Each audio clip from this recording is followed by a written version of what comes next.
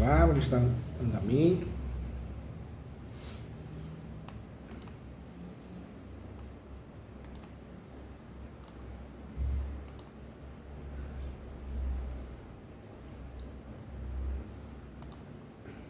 Agora sim.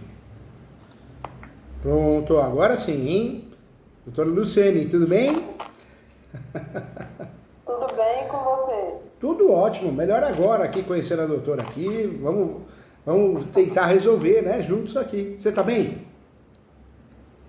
Tô bem, graças a Deus. Que O prazer é meu. a saúde é tudo, né? A gente tem saúde, paz, o resto a gente corre atrás, né? Com certeza. Conta comigo, mais que o professor ganhou um amigo aqui, tá bom? Tô aqui para te ajudar. Carnaval tá chegando, vai descansar um pouquinho, né, doutora? Né? Nem que seja em casa. Um pouquinho. Né? 4 dias ali, porque depois acabou, depois não tem mais feriado, hein? Acabou a festa, hein? Aham, com certeza. Doutora, o que está acontecendo? Então, doutor, Conta comigo. O que eu estou precisando que o senhor me auxilie? Tá bom. Eu estou trabalhando em um inventário e eu estou com algumas dúvidas aqui práticas, algumas questões práticas. Conta comigo, vamos sim, vamos resolver. Temos um cônjuge sobrevivente. Tá. E ele com a companheira, eles tinham uma união estável. Até vou pedir o reconhecimento dessa união. Eles tinham no total 8 imóveis. 2 são irregulares, estão irregulares. De 8 imóveis, Esses 2 que 2 estão... irregulares, né? Isso. Esses 2 irregulares é que é o maior problema. Eu descobri que um foi objeto de uma doação feita pelo município para uma terceira pessoa de quem o meu cliente comprou. Nossa, foi uma doação de domínio útil, provavelmente, não foi? Tem aqui até a lei, foi uma doação do município. Inclusive, ele não, o donatário não poderia ter alienado o imóvel dentro do prazo de 10 anos. Ah, então Lei 4450 de 2019. foi a doação do domínio útil, então, hein? Isso é terrível. Eu não sei falar isso especificamente. O que é essa doação do domínio útil? O Estado faz muito isso, o município. Ó, vou doar essa área para você durante 10 anos. Só que não regulariza, né? Fica no limbo, porque o cartório de imóveis não quer regularizar, a prefeitura não expede outro documento, porque mudou de gestão. É ruim essa situação, viu? É ruim, mas nós vamos resolver. Isso. Aí um dos imóveis é esse, que ele comprou, Tá. e foi doado para uma terceira pessoa. E o outro imóvel, de quem ele comprou, ele só tinha a permissão de uso. E o decreto já foi revogado. Mas lá no sistema da prefeitura ainda consta que essa pessoa de quem ele comprou o imóvel ainda tem a permissão de uso, mas o decreto não está em vigor mais. E esse ano é ano de eleição, então a gente nem consegue regularizar isso daqui. Doutora, me fala uma coisa, a doutora já distribuiu o inventário ou ainda não? Não, ainda não. Porque é bom, doutora, a gente conversar antes da distribuição do inventário, porque esse imóvel, esse primeiro imóvel irregular que a doutora está falando, eu já deixaria fora do inventário. Eu orientaria a doutora a fazer o quê? Regularizar ele através de uso capião do domínio útil. Porque jogar ele no inventário, o que vai acontecer? O inventário vai ficar mais caro, mais oneroso e não vai regularizar por si só, né? Uhum. Então, é justamente isso que eu quero trocar de ideia com o doutor. O que eu devo fazer? Porque eu sei que existe a possibilidade do inventário da posse, né? Mas nesse caso, legalmente, na verdade, essa relação jurídica que ele constituiu com o donatário, né, o verdadeiro donatário, nem existe, né? Porque, de fato... Eles fizeram um contratinho, aqueles contratos. De gaveta, né? Isso. Na verdade, quem passou para ele, fez o contrato de gaveta como quem transmitiu, é justamente a pessoa que recebeu da prefeitura, né? Justamente, isso. Uhum. E esse imóvel irregular, um deles está nessa situação. E o outro, doutora? Então, um foi doado e o outro foi concedida a permissão de uso. Aí, nos dois casos, o meu cliente tem esses contratos de gaveta. Ah, tá. Então, nos dois casos tem esse contrato de gaveta. E esse contrato, ele tem a posse desses imóveis quanto tempo? Aí, quanto tempo especificamente eu não sei te falar, mas eu acho que uns 5, 6 anos ele tem. Ah, bastante tempo então, que bom. Doutora, o que eu faria aqui? São 8 imóveis, né? Eu faria o inventário desses 6, distribuiria dentro do inventário mesmo, da ação, né? As primeiras declarações. Esses 2 imóveis irregulares eu deixaria de lado. Por quê? Dá para fazer inventário da posse? Dá. Mas não regulariza por si só. Esse é o problema, né?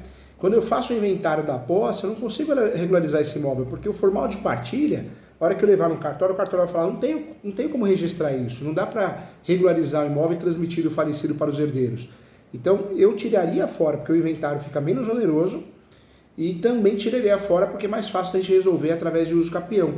Daria para usar o uso capião extraordinária, do 1238 do Código Civil, e usaria a tese da posse complementar, ou seja, tem 7 anos ali de posse, se o uso capião durar 3, pronto, ganhou a ação, 10 anos. Fora isso, dá para trabalhar com a soma de posse também.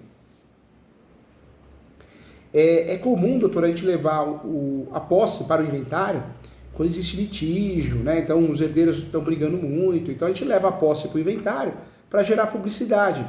Então é comum a gente fazer isso. Agora, nesse caso não, porque os herdeiros não estão brigando, né? Eles querem regularizar, né? Então, mas tem um detalhe, doutor. 2 dos herdeiros são menores. E tem uma herdeira que ela é filha só da falecida. Então, por hora, não tem litígio. Mas eu tenho receio de, com o andar do processo, surgir um litígio. Entendi. Mesmo assim, o senhor me orienta a deixar esses 2 imóveis fora do inventário? Eu deixaria, porque não existe uma iminência de litígio. Se acontecer, aí dá para justificar que está sendo feito o uso capião, porque o inventário por si só não regulariza esses imóveis, né? Dá para a gente fazer isso e dá para a gente justificar muito bem. Mas eu deixaria fora esses 2 imóveis do inventário, porque não vai regularizar por si só e vai deixar o inventário só mais caro, né? Não vai resolver o problema, né? Eu deixaria fora, doutora. Mas, certo. E a tese... Mas quando ingressa... Desculpa, perdão, doutora, fica à vontade. E no caso, quando ingressar com essa ação de uso capião? Eu ingressaria com essa ação de uso capião o quanto antes, né? Essa ação ficaria o quê? Ficaria com a fundamentação do artigo 1238 do Código Civil e também o enunciado 492 da 5ª Jornada de Direito Civil. Dentro desse uso capião, eu faria o quê? Eu criaria uma preliminar antes dos fatos e colocaria do vício registral, que esse uso capião está sendo feito para sanar um vício registral, pois o inventário por si só não regulariza esse imóvel. E aí traria também, de forma obrigatória, acho que a segunda preliminar, da possibilidade de uso capião de domínio útil. Porque esse uso capião que a doutora vai fazer de um dos imóveis irregulares é uso capião de domínio útil, não é da matrícula. Vai ganhar, mas o efeito é muito parecido, mas tem que ser do uso capião de domínio útil para poder ganhar com facilidade, entendeu, doutora? Entendi. E mesmo sendo imóveis públicos da prefeitura, tem essa possibilidade de conseguir esse uso capião? Tem, porque na verdade explicaram muito mal para nós, né, na graduação. Na graduação venderam para nós que não cabe uso capião de imóvel público, e não é verdade. Cabe de imóvel público desafetado, cabe de CDHU, Coab, e cabe o uso capião também de domínio útil, ou seja, a gente faz o uso capião pedindo domínio útil, não a propriedade. O domínio útil é para a vida, né? Ah, mas eu quero vender, vende o domínio útil, ou seja, você consegue regularizar de certa forma, né? Eu vou ajudar a doutora ganha mais que o professor, ganha um amigo aqui, eu quero o seu bem, nós já nos falamos uma outra, faz o quê? Faz um ano? Já faz, né? Opressão minha. Não, se nós falamos foi pelo YouTube. Ah, tá. Não foi por eu falo porque não. Eu te acompanho no YouTube. Eu falo porque, como a gente dá muita aula, eu lembro dos rostos, e o rosto da doutora não é estranho. já vi a doutora já. Doutora, vamos fazer um croquis juntos aqui, eu vou te ajudar, tá? Aí fica mais fácil para a doutora. Vamos fazer o croquis da peça aqui, tá? E se o uso capião... Ótimo. Porque te ajuda, porque a doutora... Eu tenho mais algumas dúvidas em relação Vamos embora, a vamos tirar todas. Eu tô aqui para te ajudar, com muito carinho. Vamos fazer o croquis primeiro desse uso capião? Vai ficar assim esse uso capião. Endereçamento onde a doutora está advogando, não tem vara especializada, vara de riscos públicos, é a vara cível. Então vai ter que ser para a vara cível, tá?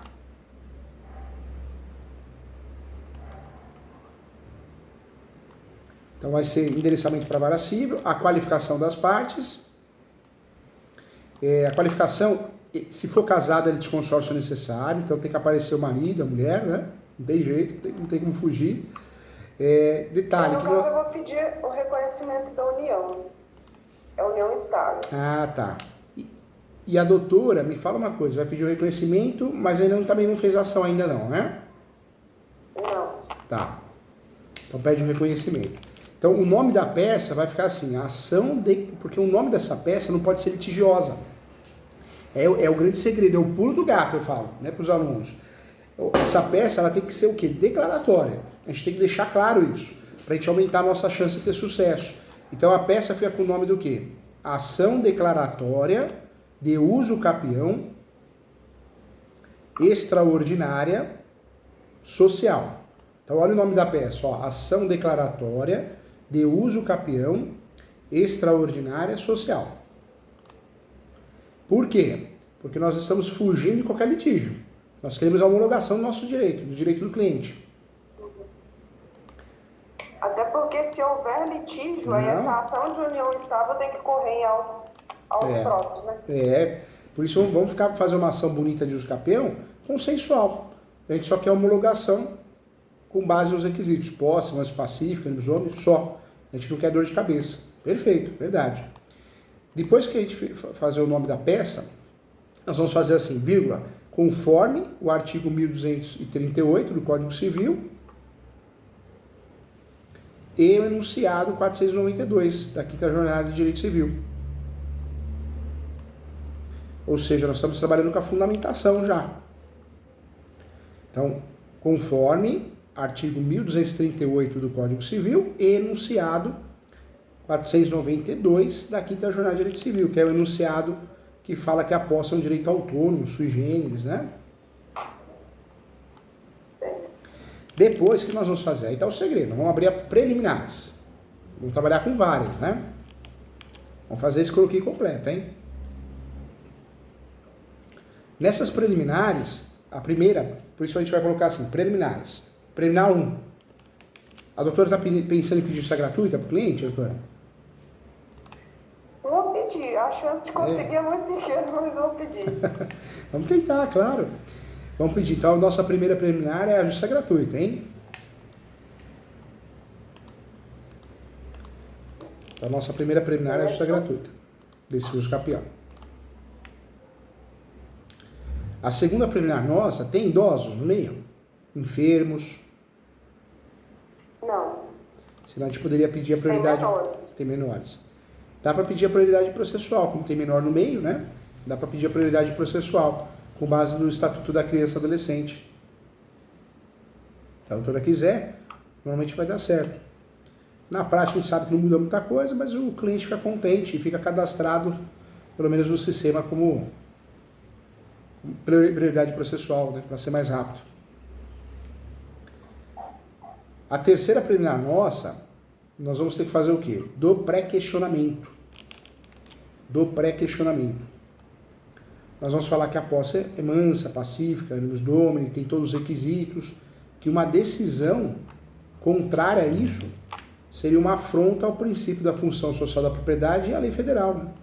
Ou seja, a gente já está pré-questionando, pode até escrever isso, estamos aqui nessa peça, nessa exordial, fica o pré-questionamento para recurso especial e extraordinário, uma vez que o direito de uso capião é notório. A gente está pré-questionando mesmo. Qual que é essa parte que o doutor falou sobre o direito constitucional? Repete, por favor. Pode falar que a posse do cliente é evidente e notória, que eles, né, possuem todos os requisitos para essa uso capião.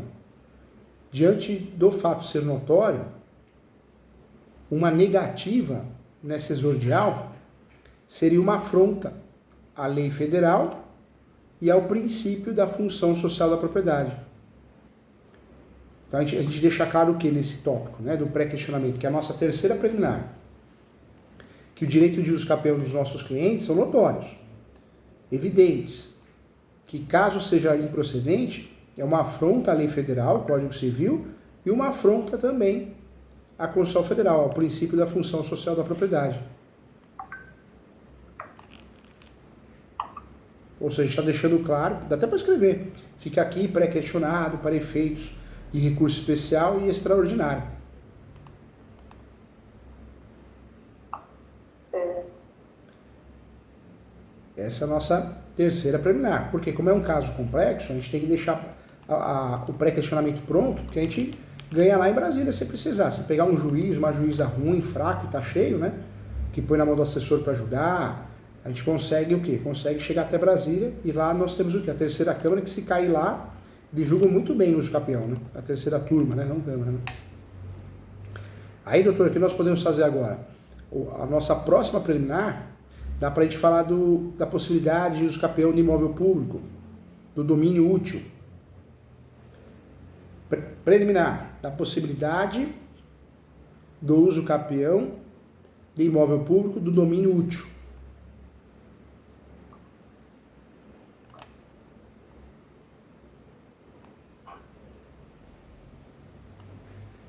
A possibilidade de uso capião do domínio útil. Do domínio útil.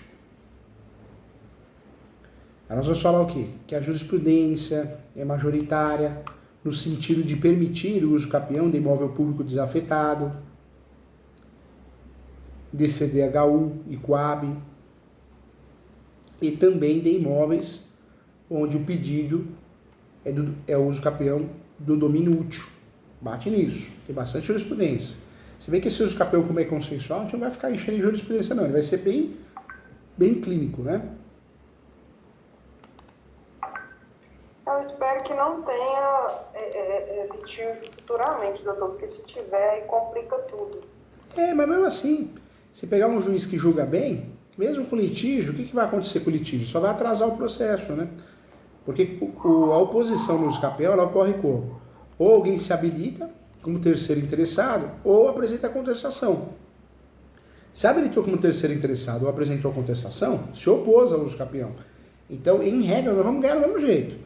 Se quem fez a defesa não fez uma defesa batendo nos requisitos, posse, mas pacífico, vamos ganhar do mesmo jeito. O problema é que atrasa um pouquinho o uso capião, né? Quando nós temos uma habilitação, uma contestação, geralmente atrasa 6 meses, de 6 meses a 1 ano. Então é um atraso que a gente tem no processo de uso capião, uma judiação, né?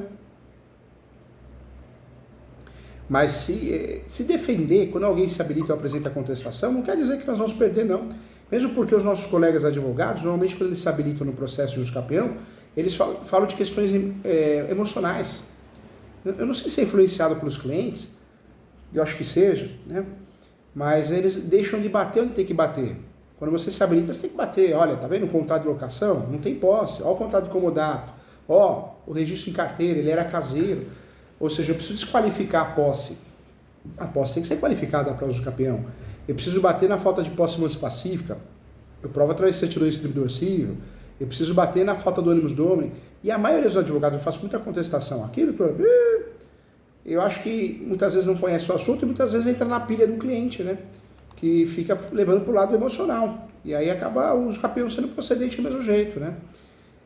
Então, se acontecer, tomara que não. Mas se acontecer, vamos bater no que a gente está batendo. É uso capião consensual, declaratório. Se alguém entrou, se falar bobagem, melhor para nós. Se falar alguma coisa coerente, aí tudo bem. A gente pode até ficar preocupado, né? No sentido de não ganhar ação. Mas normalmente não fala coisa coerente, não. Agora nós temos que abrir mais uma preliminar que é importante, da posse suplementar, doutora. Essa é importante, hein? Certo. O que é essa posse suplementar? No passado, a gente tinha que ter o uso capião, eu tinha que ter 10 anos de posse, 15 anos, 5 anos, hoje não. Hoje, a doutora pode abrir até esse tópico desse jeitinho mesmo, conforme o STJ. Próxima preliminar. Prazo para uso capião pode ser completado no decorrer do processo judicial. E aí, o que a doutora vai fazer nessa preliminar? Prazo para uso campeão pode ser completado no decorrer do processo judicial. Essa preliminar, a doutora vai falar que o entendimento do Superior Tribunal de Justiça, a terceira turma do Superior Tribunal de Justiça, a STJ, é pacífico. Que o uso campeão, o prazo que durar a ação, o tempo que demorar, ele não é mais perdido, mas sim computado, somado à posse do cliente. Por que eu estou falando isso? Porque nós temos aí 7 anos de posse, né? Em média. Então, se essa ação durar 3 anos, que é a média, ainda mais se alguém contestar que vai atrasar o processo, nós conseguimos juntar 7 mais 3, 10. Esse uso campeão a gente precisa de 10. Nós vamos usar o parágrafo único dele. Depois a gente vai fazer isso no direito. Então, dá para a gente conseguir ter sucesso. E aí a doutora explica que esse entendimento é com base no princípio da economia processual e da celeridade.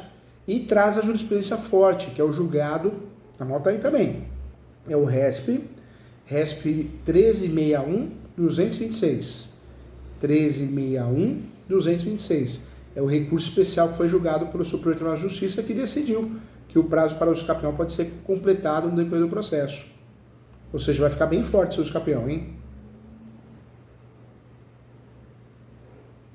Certo. Tem bastante preliminar. Por isso eu falo que essa peça, doutora, é a peça de 15 a 20 mil reais.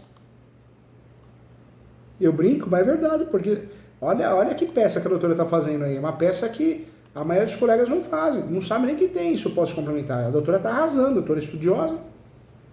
A gente tem que dar valor, né? Então, isso aqui eu vou ter até que conversar com o cliente, porque eu havia combinado com ele só em relação ao inventário, mas eu falei com ele que qualquer demanda própria, né, autônoma, a gente combinaria, a gente faria uma nova negociação. Na verdade... E se ele não quiser regularizar isso aqui agora, doutor? Não quiser entrar com essa ação do campeão agora? Então, fala para ele não que fala para ele que é muito importante que ele faça. Porque o inventário, nós vamos regularizar os imóveis regularizados, no nome do falecido à falecida, né? Então nós vamos conseguir, através do inventário, transferir do falecido para os herdeiros. Agora, o uso campeão, além de ser a outra forma de regularizar esse imóvel, é muito importante falar para ele que é o escudo protetor, é o guarda-chuva, né? Se alguma coisa de errado acontecer, algum litígio, ele vai ter o que a favor dele? A súmula 237 do Supremo. Então, nesse uso campeão, além de regularizar o imóvel, ele vai conseguir se defender se ele precisar, entendeu? Então, explica para ele, olha, você quer deixar para depois? Tudo bem, é opção sua. Mas é muito importante distribuir esse uso campeão, porque ele não só vai regularizar o imóvel, mas ele vai nos ajudar a proteger. De fato, o que a gente vai conseguir com esse uso campeão? Nós vamos conseguir uma segurança, um escudo protetor. A súmula 237 do Supremo diz o quê? Que o uso campeão poderá ser arguido em matéria de defesa. Então nós vamos usar muito bem nesse uso campeão a súmula 237 para se proteger. Bate nisso, doutora, porque tudo bem, se ele quiser fazer, deixar para depois, mas não é o melhor, né? O melhor é ele fazer com a doutora. Nem que ele parcelar com a doutora, mas é importante porque... Já reclama. Eu sei. Já reclamou em relação ao recurso financeiro. Mas sabe o que eu faço? Eu sou muito sincero, eu sou a favor do justo. Eu trabalho por hora de trabalho, porque dá certo. Eu consigo ajudar todo mundo, né, tanto os advogados quanto os clientes. Agora, tem cliente que não entende isso. Aí a doutora tem que explicar. Fala, olha, no seu caso, se você não quiser fazer, alguém invade lá, você está no limbo. Né? O que é o limbo? É um buraco. Se você fizer uso campeão, você ganha autonomia, em sentido à posse, em regularizar e principalmente a se defender. Fica a seu critério. O que eu posso fazer para te ajudar é parcelar. Né? Parcelar, acho que a gente faz para ajudar. Por mais que a OAB tenha aquelas regras inúteis, né? Mas a gente faz para ajudar. Agora, deixar de cobrar, ou muitas vezes é um outro serviço, é um outro juiz, é uma outra petição. Tem que entender isso, né? É que nem instância superior. Você faz um recurso, né? Um recurso é outra instância, é outro processo, né? Seja em segundo grau, terceiro grau. E a gente precisa ter, quando a gente cobra o serviço que a gente está fazendo, a gente tem o quê? Tem vontade, né? Agora, a gente perde a motivação se você faz um serviço e você não cobrou. E não é certo, né? Então, deixa claro para ele, talvez diminua um pouco o preço, né? Já que ele está fazendo inventário, mas seria importante ele fazer esse uso campeão principalmente por matéria defensiva, né? Ajudaria muito ele, viu, doutora? Certo, entendi. E, doutora, ele tem planta desse imóvel?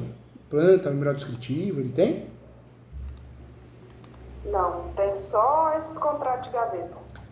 Entendi, porque no uso capião, quando nós vamos fazer, nós temos que juntar obrigatoriamente a planta e o numeral descritivo.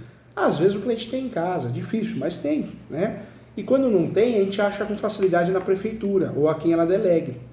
A prefeitura sempre guarda isso, planta e numeral descritivo, de imóvel, nem que seja da quadra inteira, não precisa ser individual. E quando não tem, outra opção que a gente tem é procurar, o próprio cliente procura isso, no cartório de imóveis, né?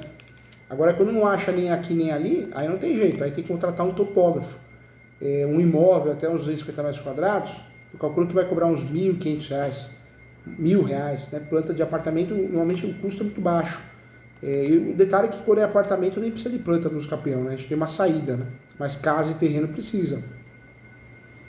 É importante, a doutora conversando com ele sobre o uso capião, conversa a respeito disso, se ele tem a planta no numeral descritivo, se ele falar que não tem, a doutora fala que precisaria contratar um topógrafo ou fazer uma diligência. Ele paga a diligência para a doutora, meio salário mínimo, a doutora vai até o cartório, vai até a prefeitura, ou ele mesmo pode ir atrás. E se ele não quiser nenhuma opção nem outra, a outra opção que a doutora tem, uma opção inteligente, é fazer o quê? Faz o pedido de antecipação de perícia topográfica, entendeu, doutora? Certo. Lá em preliminar, faz o pedido, requer a antecipação da perícia topográfica, uma vez que o cliente não tem a planta e numeral descritivo, e teria que fazer uma nova, e aí ele iria gastar 2 vezes, né? É uma saída, né? Uhum. É uma saída inteligente. Agora, o que não pode faltar nesse uso capião, já entrando nos fatos, o que a doutora faz? Nos fatos, a doutora fala da posse mansa, pacífica, animus domini, fala que ele tem a posse exclusiva, a gestão exclusiva do imóvel, e aí fala do domínio útil de novo, né? Que ele quer, o uso capião deseja o domínio útil para poder regularizar esse imóvel, a jurisprudência é pacífica nesse sentido. Lá no direito, o que nós vamos fazer? Nós vamos fazer igual a pirâmide de Kelsen lá. Nós vamos falar que ele cumpre a função social da propriedade. Nós vamos apresentar, depois do princípio da função social da propriedade, nós vamos apresentar o artigo 1238, parágrafo único do Código Civil. Depois nós vamos fazer o quê? Falar do enunciado 492, novamente. Enunciado 492 da 5ª Jornada de Direito Civil. Depois, vamos falar da cereja do bolo, que é a súmula 237 do Supremo. Súmula 237 do Supremo.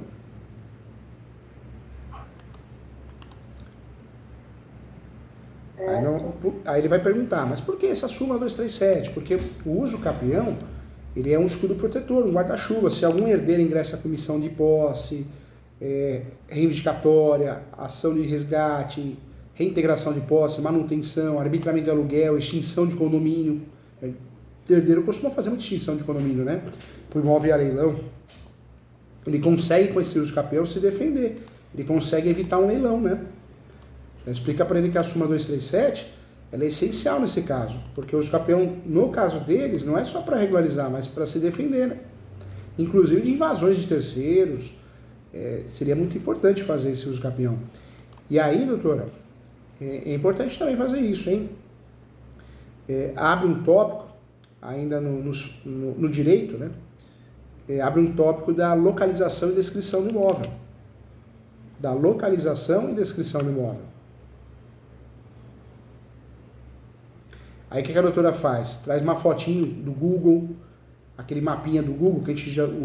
Normalmente a gente digita a rua e o número, né? Já aparece aquele bonequinho. A gente coloca o bonequinho e a gente consegue um mapinha. Pode ser um mapinha do Google ou um mapinha real, né?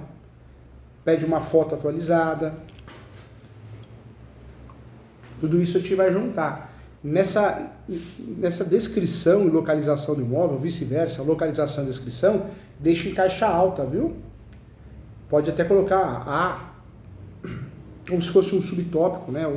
Ou tá trabalhando com os fatos, né? O direito seria o 3, né? Porque a gente tem muita preliminar, as preliminares seriam a 1. Talvez seria colocaria 4.1, né, 3.1, dependendo do tópico que a doutora fizer. Por quê? Porque isso é importante para a gente conseguir o registro do cartório de imóveis.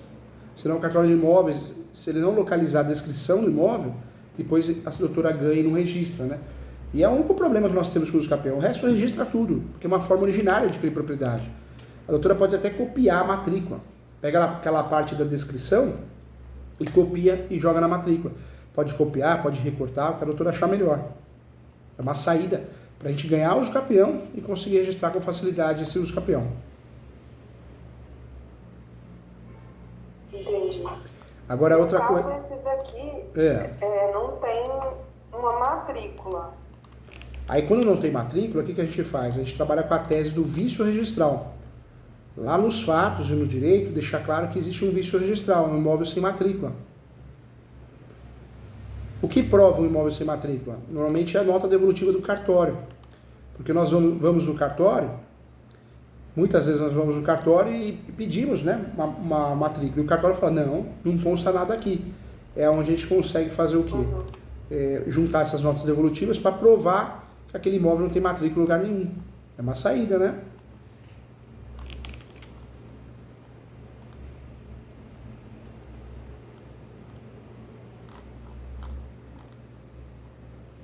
Agora, esse uso campeão, a doutora também, ele decidindo fazer, acho importante a doutora trabalhar com a tese da soma da posse, né? Por quê? Porque a posse dele é 7 anos. Tudo bem que a gente, por segurança, já tem a posse complementar, conforme o resto que a gente combinou.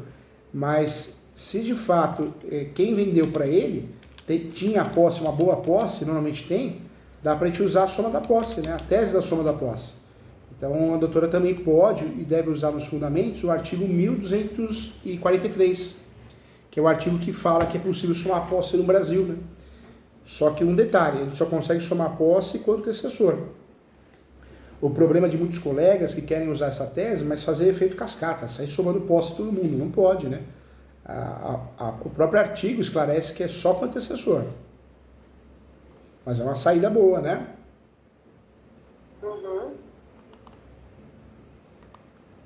Então tem a tese da soma da posse aí também, que dá pra gente usar, hein? Tá, coloquei aqui. Agora, outra tese interessante que a doutora pode usar também, isso também é interessante. A doutora pode falar, lá no direito, né, que ele cumpre a função social de forma fática. Por quê? Hoje os tribunais de justiça estão usando muito esse nome. O que é essa fática, né? Função social fática. Ele usufrui de várias formas do imóvel. Muitas vezes não para morar, mas ele usufrui, ele cuida, faz manutenções, benfeitorias. Qualquer forma de usar o imóvel, emprestar, alugar, você está usando, né? Mesmo que o imóvel está fechado e você está tomando conta, você está usando. Então pode falar isso, que ele cumpre a função social da propriedade de forma fática. Agora vamos para o pedido, hein? Nos pedidos, o que nós vamos fazer? Primeiro, né? Nós vamos fazer o pedido das preliminares. Então, nesses pedidos das preliminares, o primeiro pedido foi a justiça gratuita, a gente vai repetir. O segundo foi do pré-questionamento. O terceiro foi, nós falamos... A prioridade processual. A prioridade processual, né? Foi o terceiro. Aí o próximo, depois da prioridade processual, nós fizemos o pedido do pré-questionamento. Esse uso campeão, vamos repetir todas as preliminares. Depois que a gente... É legal fazer isso, fica bem didático. Dos pedidos preliminares. Depois a gente vai dos pedidos de mérito. Aí não tem como a gente errar.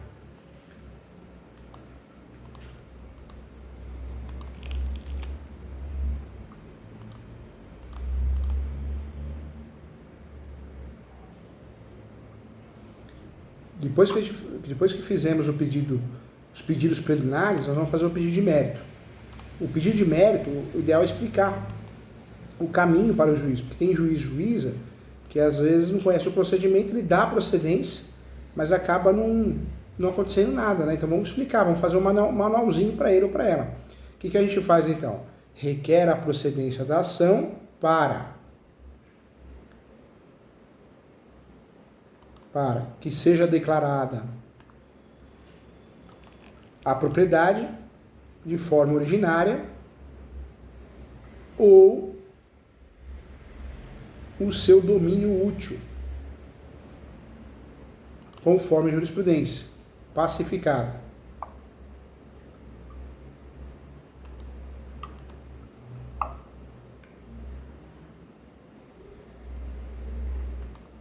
Dessa forma, deverá ser expedido o mandado judicial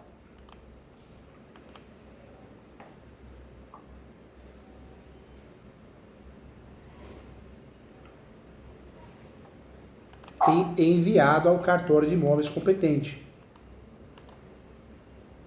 juntamente com os autos.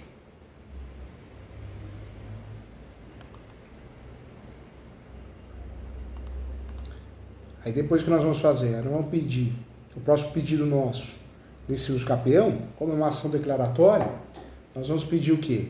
A citação dos confrontantes, que são os vizinhos,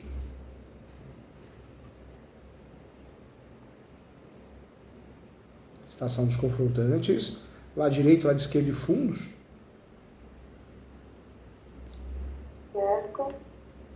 Tem alguns estados que é pedida a citação frontal, né? Algumas cidades, Rio Grande do Sul, que é o vizinho da frente, mas aí no caso não, é só a citação dos vizinhos parede com parede, lá direito, lá esquerda de fundos. Vamos pedir a citação do último proprietário que conste na matrícula.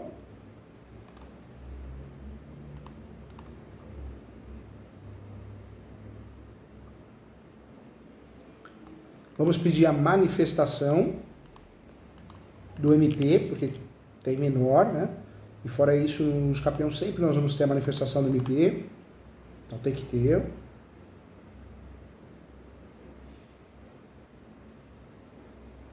Só uma dúvida, doutor. Lá na qualificação eu vou colocar o cônjuge e todos os herdeiros? Na verdade, não precisa. Eu gosto de fazer um pedido, normalmente eu faço assim, requer a citação do último proprietário que conste na matrícula ou os seus respectivos herdeiros. Eu faço isso, né? Agora a doutora está falando do polo ativo, né? Isso. O polo ativo vai todos os herdeiros, para não ter briga, né? A não ser que, isso acontece muito, viu, doutora?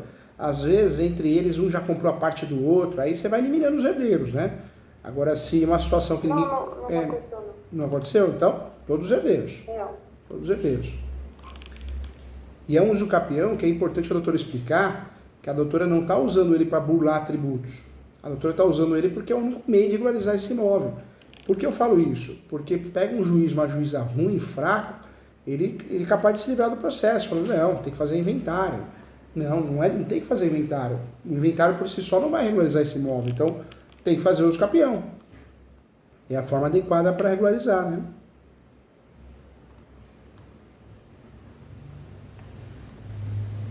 Manifestação do MP. Manifestação do MP. Depois, no outro tópico, manifestação das fazendas. União, Estado e Município. Não pode faltar no uso capião. União, Estado e Município vai se manifestar.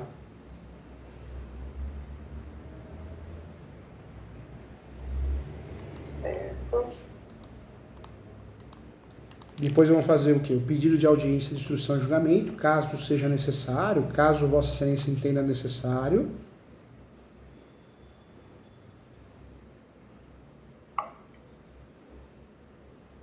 Requer o agendamento da audiência de instrução e julgamento, caso Vossa Excelência entenda necessário, pelo princípio da cooperação, transparência e boa-fé, né? Demonstrando a verdade dos fatos. Para deixar claro, olha, não tem medo não, se quiser marcar audiência, não vai marcar, viu, doutora? Juiz de uso capião, juíza não marca. Porque eles julgam com base na prova oral, né? Mas é bom pedir, porque se o juiz ou a juíza fizer uma decisão muito esquisita, muito estranha, o que a doutora consegue fazer? A doutora consegue recorrer ao recurso de apelação, a tese do recurso de apelação, o cerceamento de defesa, né?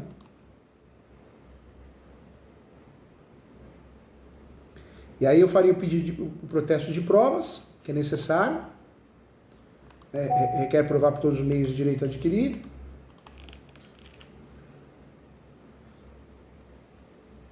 Lembrando que esse uso capião, dependendo do que como o cliente não quer gastar, se ele deixar claro que não quer gastar com o topógrafo, a doutora vai ter que pedir o quê? A antecipação da perícia, hein? Já anotei aqui. E o valor venal, hein? O valor venal é o valor da ação, né? O valor venal. Lembrando que é litisconsórcio necessário. Se os herdeiros não querem que a esposa, o marido faça parte da ação, o que a doutora tem que fazer? Ou pede para citar eles, que é horrível, gasta dinheiro, não é certo, ou faz uma declaração simples. Declaração de ciência. Eu declaro para todos os fins de direito que não tem interesse na ação de uso capião. Acabou, a doutora já consegue excluir eles, né, ele ou ela, da jogada, da ação de uso capião. Já consegue resolver a questão do litisconsórcio necessário, né?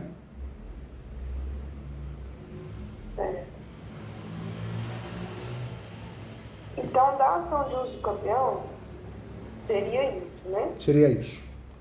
Em relação às outras duas dúvidas que eu tenho, ele tem uma empresa, um bar. E o bar até foi construído em um desses imóveis irregulares. Tá. E ele tem um dinheiro no banco, que é o capital que ele movimenta o bar, e ele tem um dinheiro no banco que seria dele e da falecida. Só que não é um valor alto. Inclusive é com esse dinheiro que ele está cobrindo as despesas. Providenciou as matrículas, os documentos, pagou parte dos meus honorários.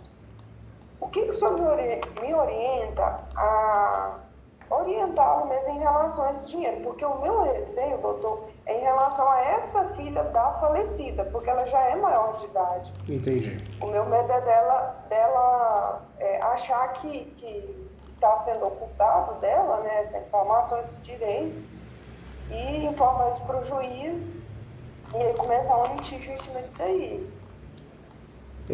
Dá confusão porque depois vai achar que tinha mais dinheiro, sacou para uso próprio, é complicado. O que pode fazer, por fora do uso capião, dá para fazer um alvará judicial. Excelência, por mais que o herdeiro deixou vários bens, né, o falecido, perdão, por mais que o falecido deixou vários bens a serem regularizados, o que será feito? Requer alvará judicial para liberação, uma vez que é consensual, para que esses valores possam ser usados para custear o inventário. Pode ser feita uma ação de alvará judicial e pode ser feito o pedido de alvará judicial dentro do inventário. O pedido também é muito legal fazer dentro do inventário, porque não gasta, né? Não gasta com taxa judiciária, porque qualquer ação gasta, né?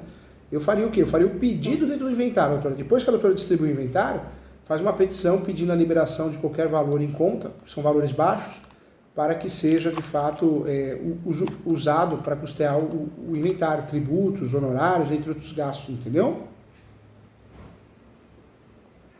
Só que tem que ser consensual isso, né? Se tiver litígio, o juiz normalmente não autoriza, né? Mas, por enquanto, não tem, né? Esse inventário, de fato, ele vai ser distribuído de forma consensual, né? Então, como vai ser distribuído de forma consensual, eu não poderia sentar com eles e conversar, tem um valor X no banco, você teria direito a tanto, os demais a tanto, e a gente documentar isso, caso venha surgir documentar para caso venha surgir um litígio, a gente prova que foi feito tudo de acordo com a lei? É claro que a lei fala que não, né, qualquer valor, mas na prática todo mundo faz. Se todo mundo assinar isso, né, assinar um instrumento particular de adiantamento de valores, né, de objeto de herança, e coloca lá, estamos cientes que é para custear o inventário. Dá para fazer isso, as pessoas fazem, né? O ideal é fazer através de alvará para não ter dor de cabeça, a doutora tirar responsabilidades dela. Porque uma coisa eu aprendi na advocacia, viu, doutora? A hora que acontece o pior, dá algo errado, sempre é a cabeça do advogado, advogada, né? Então, muitas vezes eu prefiro fazer via alvará judicial, porque não tem erro, é o juiz que determinou a liberação dos valores. Acabou. Atrasa um pouquinho? Atrasa. mas pelo menos ninguém pode reclamar, porque depois é aquela confusão, né? Mas a doutora sabia, eu não sabia, a doutora podia ter orientado diferente, então não sei se vale a pena assumir essa responsabilidade, já que existe iminência de litígio, uma família que nesse momento é consensual, mas pode ser que comece a brigar, faz o alvará judicial direitinho dentro do inventário, para não ter dor de cabeça, para não sobrar para a doutora, sabe? Mesmo que ele já tenha usufruído aí de praticamente metade do dinheiro? Mesmo, porque aí daria para fazer o quê? Daria para fazer com base no valor que está lá. Aí o valor que está por fora, aí sim, né? Faz um instrumento consensual de pacto. Olha, fica aqui pactuado que foi usado do valor do falecido, da conta corrente do falecido, o valor tanto. Então daria para fazer por fora, mas se a doutora conseguir levar isso para o alvará, nossa, sai um peso das costas da doutora para amanhã ninguém depois te ofender. O ser humano é difícil, né? Às vezes você vai cobrar um documento no cliente, ele já se ofende, né, doutora? Tá assim? Eu falo que hoje de manhã estava resolvendo uma questão, nós pedimos para o cliente mandar os documentos para juntarmos o campeão. Aí a advogada aqui da equipe mandou o e-mail cobrando, aí mandou um comprovante. Ela falou, não, além do comprovante precisa da guia, né? Aí a filha falou, toda hora pede as coisas picado. Não é picado, ela que mandou errado, né? Então, coisa boba, às vezes o cliente já estressa, imagine uma situação de dinheiro. Eu tenho um pouco de receio, sabe? Então, o ideal é eu juntar um comprovante da conta bancária com o valor que tem lá hoje e pedir para o juiz fazer a liberação. Fazer a liberação. Melhor coisa, que você tira a dor de cabeça, o risco, né, de sobrar para a doutora, entendeu? Entendi. Não vale a pena, doutora. Às vezes a gente quer facilitar e depois fala, não, a doutora tá comungada com um dos herdeiros. Não é nada disso. A gente tá aqui de boa fé para resolver o problema do cliente, mas vai saber o que passa na cabeça do ser humano. Eu não assumiria esse risco não, viu, doutora? E aí o juiz vai fazer essa liberação aos poucos ou ele pode fazer tudo? Depende do entendimento dele, né? Mas libera. Quando o valor é pequeno, libera sim. Não libera quando é um valor muito alto, né? Então aí a doutora normalmente pede e vai liberando parcialmente, mas nesse caso não, vai liberar tudo, sim. Vai liberar tudo porque o valor é baixo. A gente está falando do quê? De uns 30 mil? Não, 4 mil reais. Ah, não, vai liberar tudo. Vai liberar tudo, sim. Vai liberar tudo. Quando é um valor acima da própria lei de alvará, aí tudo bem, aí existe parcial. Mas nesse caso não, 4 mil reais vai liberar tudo. Vai liberar via alvará. Eu faria via alvará. Porque se a doutora for fazer um instrumento, depois a doutora pode escutar algo que não mereça. Com muito carinho, quero o seu bem, viu? E a advocacia é muito linda. Dentro do próprio inventário, né? Dentro do próprio inventário. Faz um pedido de alvará judicial informando que o falecido deixou um valor, um pequeno valor, menciona na peça, um pequeno valor, para não chamar a atenção, né? E esse valor deverá ser utilizado para custear o inventário. Acabou. Entendi. Ok, então. A minha outra dúvida. Parte desses imóveis são alugados. Tá. E é tudo de forma informal, ele não tem nenhum contrato com os locatários. Aí surge o meu medo em relação a essa herdeira aí.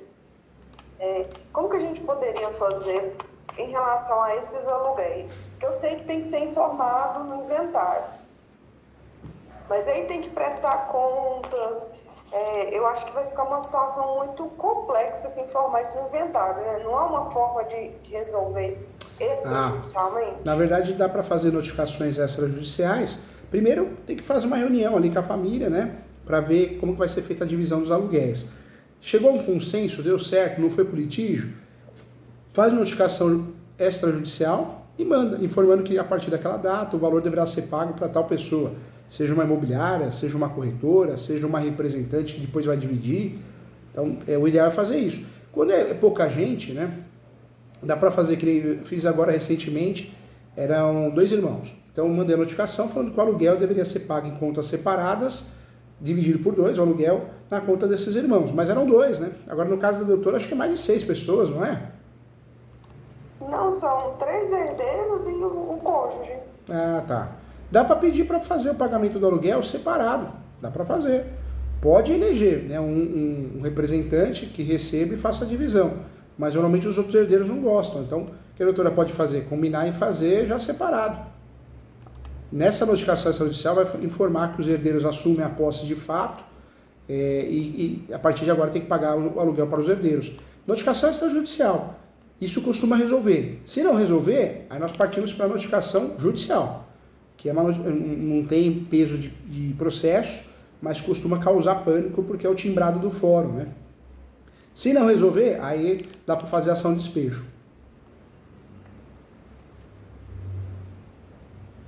Não, eu não entendi. O que a doutora vai fazer então? Faz uma reunião com todos, né? Ah, não, pode pagar direto na conta da fulana e ela divide para nós. Então, ótimo. Não, eu quero receber aluguel, a minha parte, não quero confusão, não quero que ninguém divida. Herdeiro, cada um pensa de um jeito. Feito essa reunião, chegaram a um acordo, ou nem que não foi reunião que a doutora não participou, chegaram a um acordo de quem vai receber o aluguel, se vai ser dividido ou vai ser um representante, a doutora faz uma notificação extrajudicial para o inquilino. Manda via R, aviso de recebimento. O inquilino vai receber essa notificação, o que vai ter no teor dessa notificação? Que fica agora, diante do falecimento de fulano, responsáveis pelos aluguéis dos herdeiros, sob pena de despejo. Deverá ser pago o valor do aluguel na conta corrente tal, tal e tal. E dentro de 30 dias será feito um novo contrato de locação. Se a doutora quiser já corrigir a questão do contrato de locação para fazer um novo, também dá para fazer isso, doutora. Entendi. Então os locatários vão pagar diretamente para os herdeiros? Diretamente para os herdeiros. A parte de cada um? A parte de cada um. Porque com o falecimento, os herdeiros assumiram a posse. E o Código Civil diz isso. Quem tem a posse, colhe os frutos. E a lei do inquilinato, ela também diz isso. Quem pode alugar? O possuidor ou o proprietário. Então, eles estão no direito deles de receber enquanto herdeiros. Entendeu? Sim. E... Aí, fugiu o que eu ia perguntar. Tem muita gente que leva isso para o inventário, mas se a doutora achar melhor, faz por fora. Muita gente faz, né? Porque a intenção é resolver mais rápido, e como não há litígio, né? Se puder resolver extrajudicialmente, é melhor, né? Melhor. Todos. E costuma resolver. Agora vamos dizer que um inquilino é sangue ruim, né? Encrenqueiro, não vou pagar aluguel, estou com dúvida para quem pagar. E aí é despejo, né? Cabe despejo. Depois do inventário distribuído, dá para eleger uma inventariante, né? E aí faz o despejo, o polo ativo é o espólio, né? Dá para fazer. Entendi. E no caso, todos os herdeiros têm a mesma parte, aqui no caso é 1/3. Mas pode um dos herdeiros receber uma parte maior? O valor de um aluguel maior do que os demais? E por quê? Porque ele tem uma fração ideal maior? Não, na verdade é porque há um combinado do meu cliente com essa filha da falecida. De que ele passaria o valor referente ao aluguel de uma casa para ela. Aí quando eu fui fazer a soma dos aluguéis e dividir por 3, o valor que ela está recebendo é maior do que a parte que ela deveria receber. Entendi. Dá para fazer sim. Agora, um problema os outros herdeiros depois fazer perdas e danos. Então, o que é legal fazer, doutora? Faz uma notificação do valor, do pagamento do valor do aluguel de forma imediata, mas faz um contrato de locação novo. Nessa notificação extrajudicial, a doutora pode informar isso, que será feito um contrato de locação novo. Por quê? Para evitar essa confusão, porque aí no contrato de locação novo, a doutora coloca a anuência de todos os herdeiros, para evitar confusão, porque senão amanhã ou depois vai acontecer o quê? Ação de perdas e danos, né? Você recebeu mais que eu, mas esquece que combinou, né? O ser humano é terrível, né? Entendi.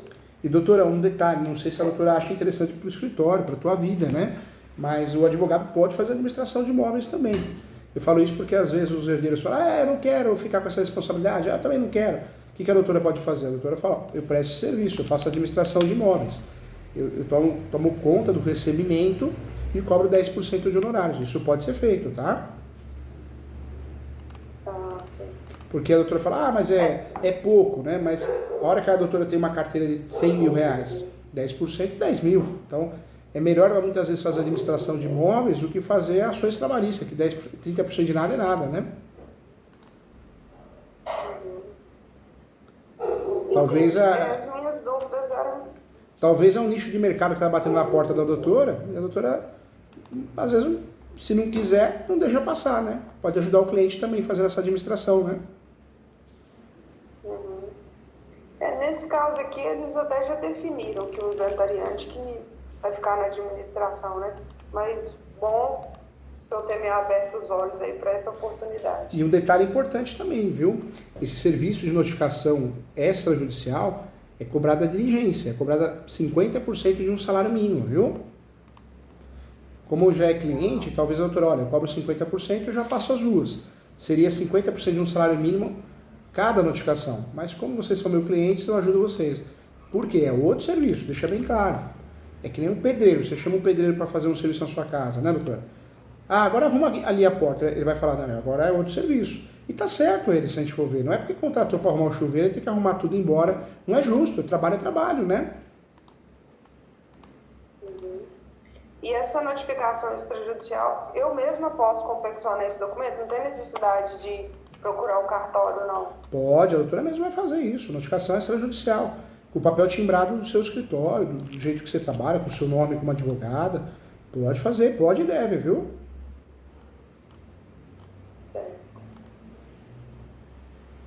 Eu acho que as principais dúvidas eram essas. Eu estava muito preocupada como que eu resolveria esses dois imóveis irregulares. Então, o correto é fazer a ação de uso campeão. Dos valores, pedir a liberação judicial, né, o alvará.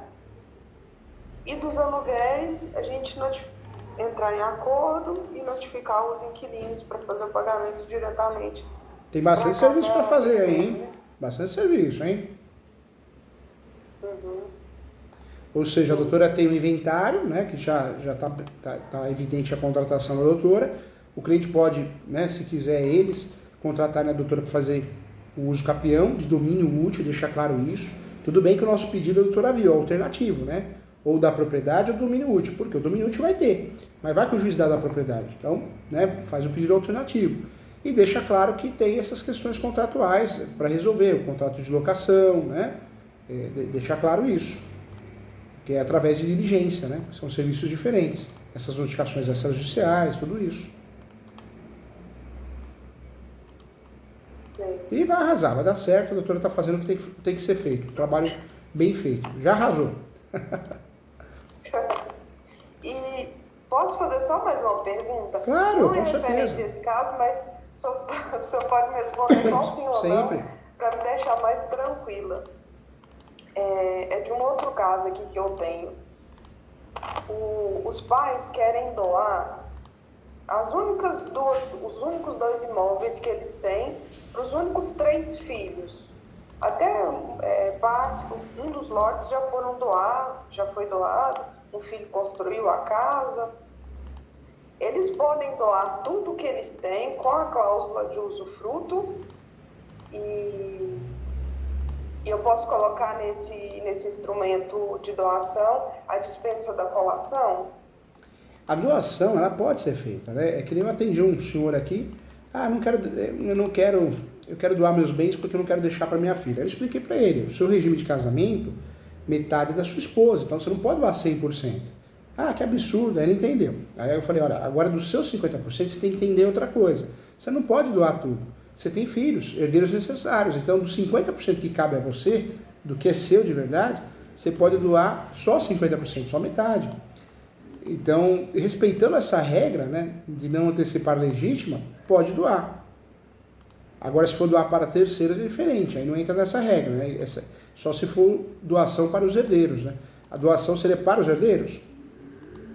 Isso, os únicos 3 herdeiros, os 3 filhos. Entendi. Pode ser feita a doação, sim. E não mexendo com essa questão dos herdeiros legítimos, né? Pode fazer a doação integral. E a cláusula do fruto é mais para proteger, porque às vezes um pai doa um imóvel para a filha e a filha bota o pai para fora, o pai, a mãe, acontece muito, né? O ser humano é terrível, né? E fazendo essa doação e colocando essa cláusula da dispensa da colação, fica dispensado o inventário, doutor? Fazendo essa doação, fica. Isso é planejamento sucessório, né? Quando eu dou em vida, o que eu estou fazendo, na verdade, de bom para os filhos, né? para os herdeiros. Eu estou livrando eles do inventário. Isso é sucessão, né? É o planejamento sucessório. Eu estou, na verdade, antecipando, eu estou doando para evitar o inventário. Aí eu coloco para me proteger o quê? A cláusula de usufruto. Mas isso é muito bom, né? Muita gente está fazendo isso. Não, tá certo. É que eu tava nessa dúvida se fazendo a doação teria que fazer um inventário. Eu achava que não, mas eu não achei nada assim. Na verdade, se fizer a doação de 100% do patrimônio, não tem que fazer inventário. Por quê? Acabou, né? Já doou o que tinha que doar, não tem mais bens. Houve um planejamento sucessório, né?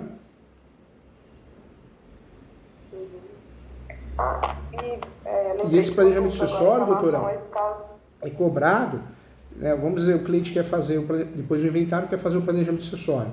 É cobrado 10% do valor do Montemor. Aí o que a doutora faz? Faz as doações, são feitas através de escritura pública, tabelião de notas, e faz o registro. E aí usufrui dentro da escritura pública a cláusula de usufruto vitalício, entendeu?